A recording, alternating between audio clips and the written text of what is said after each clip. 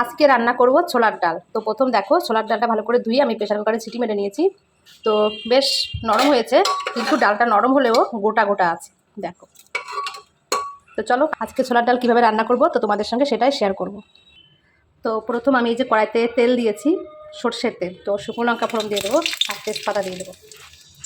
তো শুকনো লঙ্কা দেখো কি সুন্দর লাল লাল করে ভেজে নিয়েছি। তো এবার জিরে দিয়ে দিচ্ছি। ছোলার ডালে হচ্ছে জিরে ফোড়ন। এবার দেবো নারকেল। নারকেলগুলো দেখো কি সুন্দর করে কেটেছি। তো এই নারকেলগুলো দিয়ে একটু ভালো করে ভাজা করে নেব। নারকেলটা কিন্তু ভাজা হয়ে গেছে আমার, দেখো একটু লাল লাল করে ভেজে নিয়েছি। এবার দিয়ে দেবো কাঁচা লঙ্কা আর আদা কুচানো। ভাজা হয়ে গেছে আমার আদাটা সুন্দর করে। আর এখন দিয়ে দেবো টমেটো, দিয়ে দেবো নুন আর দেবো এটা দিয়ে একটু ভালো করে কষিয়ে নেবো এবার। তো আর একটা জিনিস দেবো, এটা হচ্ছে হিং। হিং একটু দিলে ডালে খুব ভালো গন্ধ বেরাবে, গ্যাস হবে না। তো তার জন্য দিয়ে দিচ্ছি হিং। আর ছোলার ডালে কমন জিনিস এটা হচ্ছে চিনি, এটা তো দিতেই হবে।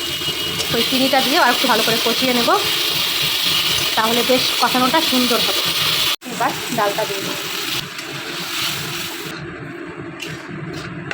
এবার দিয়ে দেবো একটু গরম জল। তো এই ছোলার ডালে আমি ছোলার ডাল তৈরি করার আগে গোটা জিরা একটু কড়াইতে একটু ভেজে নিয়ে তারপর গুঁড়ো করে রেখেছিলাম। তো এটা এখন ডালে দিয়ে দেবো, কারণ এই ছোলার ডালে ভাজা মশলাটাই মেন জিনিস। এটা দিলে ডালের স্বাদ পুরো দ্বিগুণ বাড়িয়ে দেবে। তো আমার কিন্তু ছোলার ডাল পুরো রেডি হয়ে গেছে। এটা একটু পাতলা পাতলা করেছি, ডালটা যখন ঠান্ডা হয়ে যাবে না তখন ডালটা বসে যাবে, ওই কারণে। ডাল পুরো গলে গেছে সুন্দর একদম দেখ।